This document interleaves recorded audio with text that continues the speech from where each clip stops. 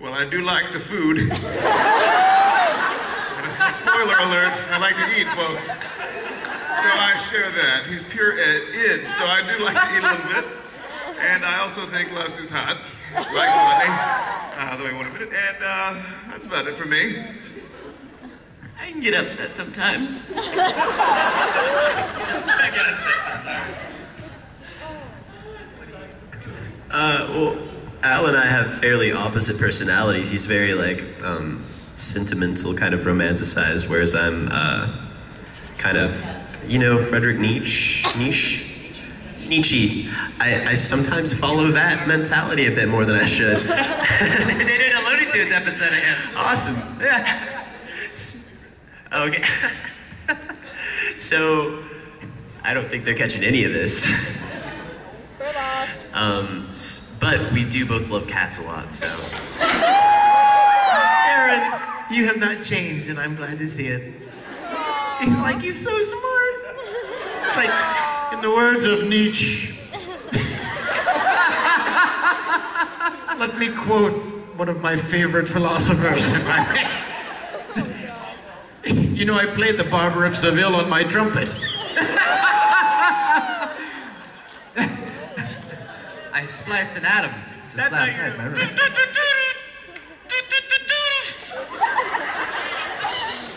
That's how you know Aaron is really smart, because he mispronounces big words. You know, he's read them, he hasn't heard them anywhere. He's read them.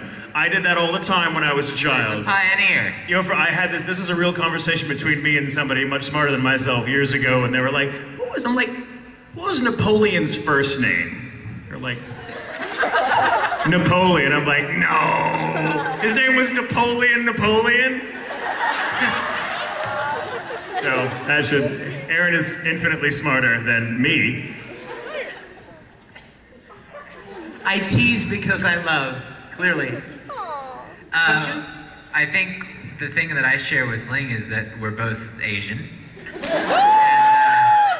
And when, like, he always looks like he has his eyes shut, but he can see. I can do that. I can shut my eyes, and I still see all of you, but it looks like my eyes are shut. I see you. I totally can see everybody right now. How many fingers am I holding up top? 3, 4. I'm telling you, the epicanthic fold of the Asian eye. That's what my mama taught me. I'm kind of wondering what about the show you enjoyed the most. Like for me, for instance, it was the darkness of it. The fact that 11-year-old boys had to deal with the death of their mom, that the alchemists had to deal with the fact that they were human weapons in the war. What was it about the show that you enjoyed the most? Personally, I think, actually my mom was talking about this at her panel. I think my favorite thing about it is that it can combine those dark elements and then throw in something funny. Like, whenever Al is yelling at Ed for totally stealing your thing, Mom. Sorry.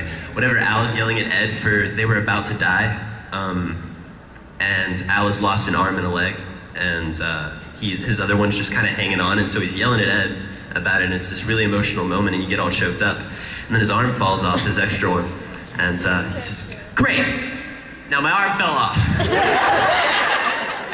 It's cool. It's very deep.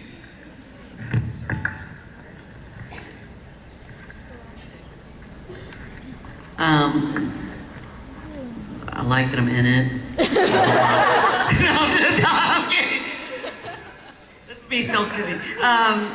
Yeah, I think the same thing is just the storyline. It's a great storyline, and it got a lot of people interested in anime that had never watched it before because of the kind of story that it was. And I think that's a beautiful thing, Tyr. Yeah, I was going to say the same thing, that in addition to it being an amazing story, it is very much the gateway drug anime for a lot of people. Yeah, I did. And so I think that's so important. I mean, this room is full, and this convention is huge, and I think it shows like that bring people in, and I think that's great for the industry. So that's the other reason I like it. And if I may kind of, digress momentarily, because I was mentioning this earlier in a panel I was doing, but one of the things that I love about anime, and this is incidentally, epitomized in Full Metal Alchemist, is the fact that you take, here in the USA, mainstream seems to be still uncomfortable with the idea of animation being anything but geared towards children. And by geared towards children, I mean kind of dumbed down, there's very little darkness, the drama is really kind of flat, you know? And it's so fascinating. I mean, as Case and we were discussing being children and watching some of our first anime, and it's, you know, striking us the way it did because it was so unique compared to the other fare we were watching at the time on television.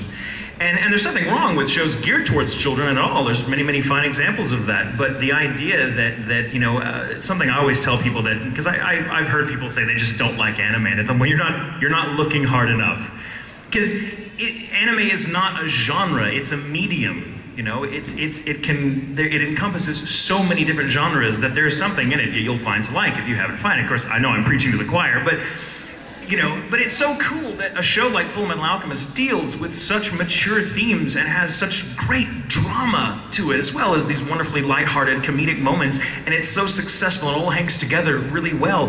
And the fact that it's animated, you know, I mean, that's a pretty stunning thing in this culture, you know, in the mainstream in America, you know, and I love that about that show. And as Kason was saying, it's a gateway anime into this wonderful world that we all know and love. That is my line. I'm stealing it too, sorry. But yeah, so that's in a nutshell is my So many people get watched with their parents, it brought in a lot of different generations at one place, which is cool. Sorry about that. Right. I just want to say I agree with Aaron. I think the really neat thing about this show was that, I mean, I had done probably 50 or 60 series by the time we did Full Metal, and there was nothing that I felt like, as of that point, I hadn't been involved in anything that just kind of had it all. The story was amazing, the characters were well written, the animation was beautiful, the music was beautiful. The translation that Jared Hedges and his team did was amazing. The casting was good. The directors were great. I mean, everything just seemed to come together. And the humor combined with the serious, a lot of the Japanese anime creators have an amazing talent for doing that. Having you bawling your eyes out 1 second, and the next second you're laughing about some comedic moment, and then right back into something serious. And that's hard to do, but they craft it so well. Can you imagine watching someone watch Full Metal sped up like that's like their parents are just like, damn that anime. The fast-forward alchemist.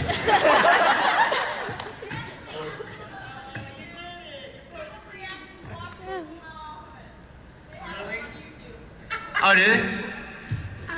Of the voice actors of you up there, the ones that were in Clamp, like the Clamp productions like Tsubasa, Reservoir Chronicles, Triple X Holic, Chobits, did you have a lot of fun being those characters, and how much can you relate to them?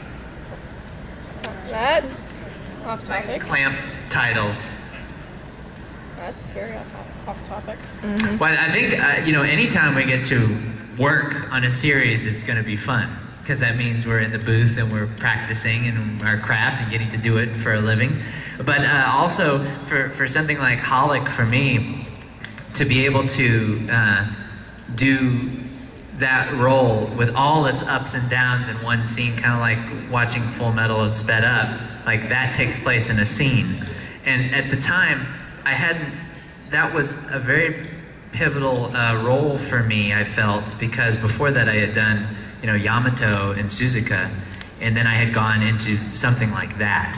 And so that show was very, it was a workout, because I lost my voice a couple of times doing it because of the screaming and the yelling and the, you know, and then the laughing and then the craziness and then the taking of pills to calm the emotions, and, you know, it was very, but I had a great time. I think that Clamp is very imaginative, and the little touches that they put in the episodes just make it all the more grand, you know.